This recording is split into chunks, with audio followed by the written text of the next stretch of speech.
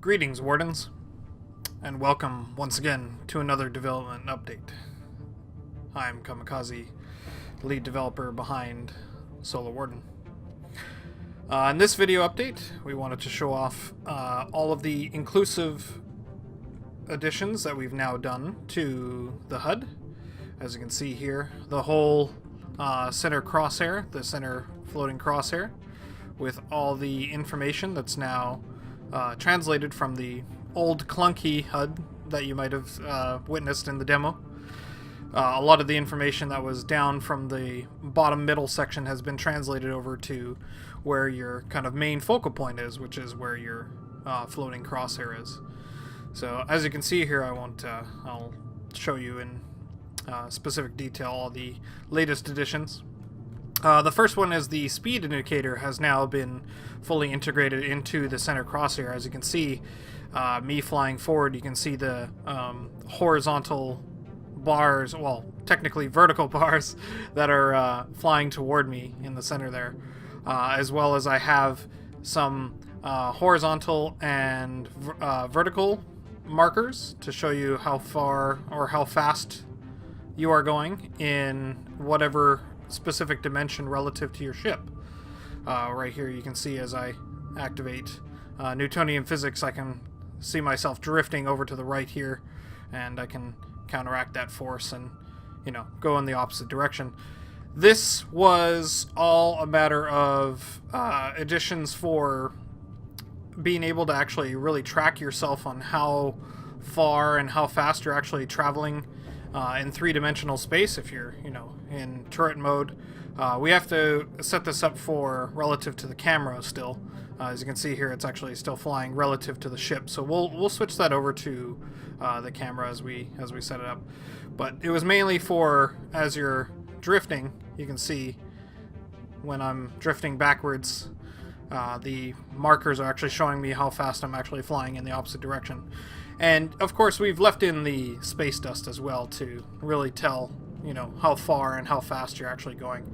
You can see here as I activate my boost, getting some camera shake going on here to really give that visceral feeling of going at higher velocity than the ship is able to kind of withstand. But it should be fine, unless you know, put all the energy into your shields. So the latest new and cool stuff that we've added in, as you can see, probably blipping in and out for turning green and, you know, going back to either white or blue, is the weapon groups and the weapon ready dots, as we call them. So the weapon ready dots, as you can see here on, you know, you have your weapon groups 1 through 4. You have weapon group 1, your lasers on the Helios that are firing here. As they're firing, you can see them actually turn yellow to show that they're actually activated and being fired at that particular time. And you can see here with the missiles as well, as they're fired, you can see their recharge as well before they're actually ready to be fired again. And as you can see here, when I'm actually cursoring over a either physical object or if I had a target, this would actually show up with the difference between just a ready to fire and then ready to fire plus it is within range. So everything that we've kind of stated in a previous update has now all been integrated into the HUD. So as you can see here, I'm within range of the physical part of the asteroid to be able to actually shoot it if I don't run out of energy. You can see here. So as soon as it resets to show me that I have enough energy as well, plus it is ready to be fired, plus it is in range, everything will show up and turn green for you. So this is also a handy trick as well when you're actually in turret mode, if I am not lined up with my weapons within line of sight. So you can see here, 2 of my turrets with, you know, 2 autocannons each, plus 1 of my lasers in weapon group 1, and then, you know, the weapons for weapon group 3 are all ready to be fired in that direction. So that way you can quickly see, you know, which weapons are ready to be fired at what particular time, depending on the context of, you know, what you're actually setting up to do. And you can see here with all the weapon pips that are actually floating around, other weapons that you're, trying to line up and actually getting ready to fire. So this is really helpful for larger corvettes and frigates, such as like the Hyperion, where it has the fixed railgun up the front. You can still see where those guns are still lining up. So like, for example, like you can see one of my lasers that's actually, floating on the left-hand side here. I can try to line myself up so that it's now within range to, still be, or within the arc of where I'm actually trying to shoot.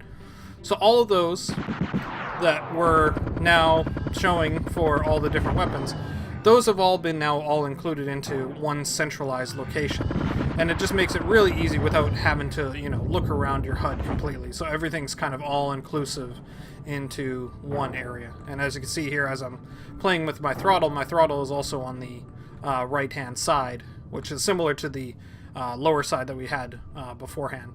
And then the left side is now for your energy, instead of when it was before, it was just actually just an empty thing that wasn't actually doing anything.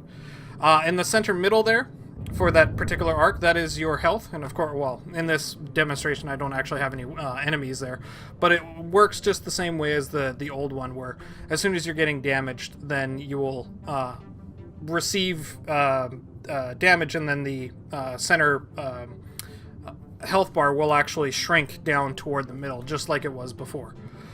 So on top of that, there's actually going to be a second arch that will actually denote your shields, and we've mentioned that in a previous update where we're setting up our shields. We don't quite have the visuals sorted as of yet, but you'll see that in a new update.